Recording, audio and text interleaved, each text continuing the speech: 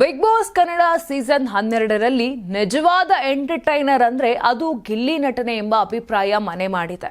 ತನ್ನ ಅದ್ಭುತ comedy timing, ಸ್ಪಾಟ್ನಲ್ಲಿ ಹೊಡೆಯುವ ಪಂಚ್ ಡೈಲಾಗ್ಸ್ ಮತ್ತು ವ್ಯಂಗ್ಯಭರಿತ ಮಾತಿನ ಶೈಲಿಯಿಂದ ಗಿಲ್ಲಿ ನಟ ಭರ್ಜರಿ ಫ್ಯಾನ್ ಬೇಸ್ ಗಳಿಸಿಕೊಂಡಿದ್ದಾರೆ. ಯಾವುದೇ ತಯಾರಿ ಇಲ್ಲದೆ ತಕ್ಷಣವೇ ಕಾಮಿಡಿ ಸೃಷ್ಟಿಸುವ ಅವರ ಪ್ರತಿಭೆಗೆ ಹಲವರ ಮೆಚ್ಚುಗೆ ದೊರಕಿದೆ. ಇದೇ ಸಂದರ್ಭದಲ್ಲಿ ಗಿಲ್ಲಿ ನಟ ವಿರುದ್ಧ ಮಹಿಳಾ ಆಯೋಗಕ್ಕೆ ದೂರು ಸಲ್ಲಿಕೆಯಾಗಿದೆ. ಬಿಸಿ ನೀರಿನ ಬಕೆಟ್ ಕೇಳಿದ ಗಿಲ್ಲಿ ನಟನಿಗೆ ರಿಷಾ ಕೊಡದೆ ಬಾಗಿಲು ಹಾಕಿಕೊಂಡಿದ್ದರು. ಬಳಿಕ ಬಕೆಟ್ ತುಂಬಿದರೂ ಕೂಡ ರಿಷಾ ಅದನ್ನ ನೀಡಲಿಲ್ಲ. ಇದರಿಂದ ಕೋಪಗೊಂಡ ಗಿಲ್ಲಿ ನಟ ರಿಷಾ ಅವರ ಸ್ನಾನದ ಪ್ರದೇಶದಲ್ಲಿ ಅವರ ಬಟ್ಟೆಗಳನ್ನು ಇರಿಸಿದ್ದರು. ಅದನ್ನು ಕಂಡ ರಿಷಾ ಕೋಪದಿಂದ ಗಿಲ್ಲಿ ನಟನಿಗೆ ತಳ್ಳಿ ಹಾಕಿ ಹೊಡೆದಿದ್ರು. ಇದರಿಂದ ಬಿಗ್ ಬಾಸ್ ಮನೆಯ ಮೂಲ ನಿಯಮ ಉಲ್ಲಂಘನೆಯಾಯಿತು.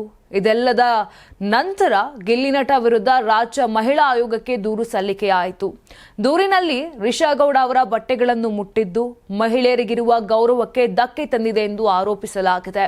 ಈ ಹಿನ್ನೆಲೆ ಮಹಿಳಾ ಆಯೋಗ ಫುಟೇಜ್ ಪರಿಶೀಲನೆ ನಡೆಸಿದ್ದು ಪ್ರಾಥಮಿಕ ದೃಷ್ಟಿಗೋಚರಕ್ಕೆ ಗಿಲ್ಲಿ ನಟ ತಪ್ಪಾಗಿ ನಡೆದುಕೊಂಡಿದ್ದಾರೆ ಎಂಬ ಸಾಕ್ಷಿ ಸಿಕ್ಕಿಲ್ಲ.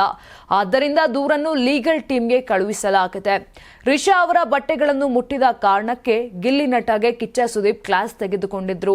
ಆದರೆ ಗಿಲ್ಲಿ ನಟನ ಮೇಲೆ ದಾಳಿ ನಡೆಸಿ ಬಿಗ್ ಬಾಸ್ ಮನೆ ನಿಯಮ ಉಲ್ಲಂಘಿಸಿದ್ದು ರಿಷಾ ಎಂಬ ಕಾರಣಕ್ಕೆ ಸ್ಪರ್ಧಿಗಳಿಗೆ ರೆಡ್ ಕಾರ್ಡ್ ಮೂಲಕ ಎಲಿಮಿನೇಷನ್ ಅಥವಾ ಯೆಲ್ಲೋ ಕಾರ್ಡ್ ಮೂಲಕ ವಾರ್ನಿಂಗ್ ನೀಡುವ ಆಯ್ಕೆ ನೀಡಲಾಯಿತು.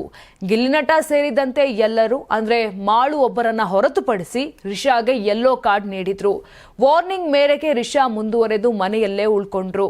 ನೀವು ಸಣ್ಣ ಆಗ್ಬೇಕಲ್ವಾ? ಅದು ಒಂದು ಉತ್ತಮ ಆಹಾರದಿಂದ ಸಣ್ಣ ಆಗ್ಬೇಕಲ್ವಾ? ಪ್ರತಿದಿನ ನಮ್ಮ ಜೀನಿ ಸ್ಲಿಮ್ ನ ಯೂಸ್ ಮಾಡಿ ಯಾವುದೇ ಸೈಡ್ ಎಫೆಕ್ಟ್ ಇಲ್ದಂಗೆ ನೀವು ಸಣ್ಣ ಆಗ್ತೀರಾ. ನಿಮಗೆ ಮಾಧ್ಯಮದಲ್ಲಿ ಕೆಲಸ ಮಾಡುವ ಆಸಕ್ತಿ ಇದೆಯಾ? ಹಾಗಾದ್ರೆ ಕರ್ನಾಟಕ ಟಿವಿ ಡಿಜಿಟಲ್ ಮೀಡಿಯಾದಲ್ಲಿದೆ ನಿಮಗೆ ಒಳ್ಳೆಯ ಅವಕಾಶ. ಆಯ್ಕೆಯಾದವರಿಗೆ ಉಚಿತ ತರಬೇತಿ ಕೊಡ್ತೀವಿ. ತರಬೇತಿ ನಂತರ ಕೆಲಸ ಮಾಡುವ ಅವಕಾಶನೂ ಕೊಡ್ತೀವಿ. ಈ ಕೂಡಲೇ ನಿಮ್ಮ ಮಾಹಿತಿಯನ್ನ ಮೇಲ್ ಮಾಡಿ.